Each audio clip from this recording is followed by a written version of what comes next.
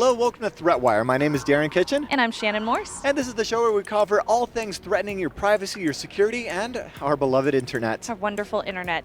And we're at the Consumer Electronics Show of 2013. Hey, it's been a while since we've been back here, and a lot has been going on. Of course, the Consumer Electronics Show being about, well, consumer electronics. Privacy is still getting a little bit of attention here. On Monday, there was a panel on the future of privacy and the cloud, and it took place bringing together executives and other kind of privacy engineers from Mozilla, Layer 7 Technologies, the Cloud Security Alliance, amongst others. Yeah, speaking of those, Jim Rivas, he's the executive director of the Cloud Security Alliance, which is a non-for-profit that provides guidance on secure baseline cloud operations. He said getting your privacy back is like getting your virginity back.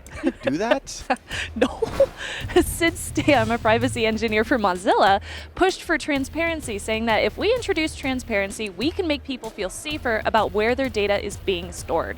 And also, Scott Morrison of Layer 7 Technologies, he said that it's not reasonable to read a 50-page EULA on an iPhone, and it's not reasonable at all. I've tried. The consensus is that not enough is being done to protect privacy of individuals on the internet. Yeah, well, currently there's actually no standard for publishing cloud storage security aside from, that lengthy end user license agreement that nobody reads. Even then, if you do, the terms that are used in those documents are like, quote, security best practices. They're kind of meaningless in that companies like, well, for example, LinkedIn, and I don't mean to dog on them, but LinkedIn, for example, followed outdated security best practices, resulting in the exploitation of user data when ultimately a security breach occurred. Yeah, poor LinkedIn. So Jim Rivas, he offered a solution in the form of format-preserving encryption, stating that entrepreneurs are encrypting information before it goes up in the cloud. It's been wholly transformational, and it prevents a company from seeing what's on its actual own database.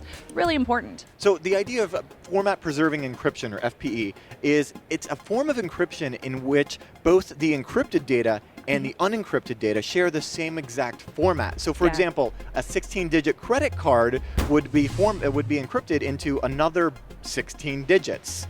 The idea here is encrypt your own data on your own computer before it actually goes up into the cloud, and then that way it won't break the application. So if you're using a Google Doc, for example, and it's expecting it to be text, you encrypt your text into different kind of text, not kind of like binary data.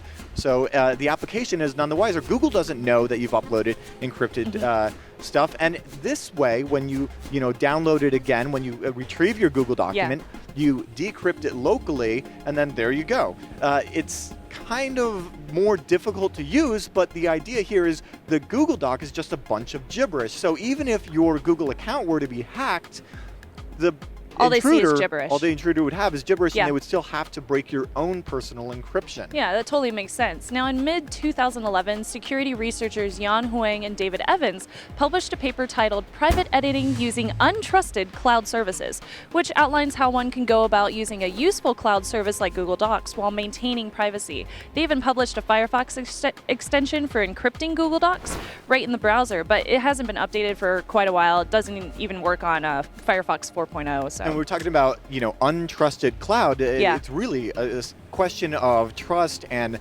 mitigating, like what your risk level that you're willing to take is. So this leads me to my question of the week, which is quite simply, whose responsibility is it to secure your data in the cloud? Is it the service provider, or is it on you? Are local format preserving encryption techniques a good solution for consumers, or do you put all of your faith in the cloud? I mean, either way, I think that transparency as far as cloud storage is key, and we need to push for that. But I'd love to hear your thoughts in the comments. Now, speaking of comments, our comment of the week in regards to last week's episode on the 5-year extension of FISA comes from Joe Stryker, who wrote, "The amendments are additions to the Constitution of the United States. The Constitution was the historical document that established the existing U.S. government that we have today.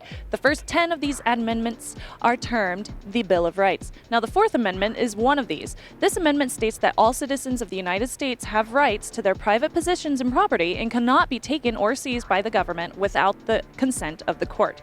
And he also said, "I'm not sure about other Americans, but I believe the potential privacy infringement we face is well worth the security we receive through FISA." And yes, I did just say American. I was about to say, I don't think he wrote Americans, nope. but But anyway, to Joe Stricker, I guess Benjamin Franklin would have summed it up best in 1775 when he wrote, quote, "They who give up a sensual liberty to obtain a little temporary safety deserve neither liberty nor safety." Exactly like that, right? Yeah, And he had his coat collar, and he said, "With all that, we'd like to remind you to head over to threatwire.org and find out all the ways to subscribe and get involved, including links to our Threatwire community on Google+. Until next time, I'm Darren Kitchen. And I'm Shannon Morse. We'll see you on the internet. In Technolust we trust. It is 2013, and it would have been the demise of the Foreign Intelligence Surveillance Act. That is, of course, until President Barack Obama signed into law a 5-year extension.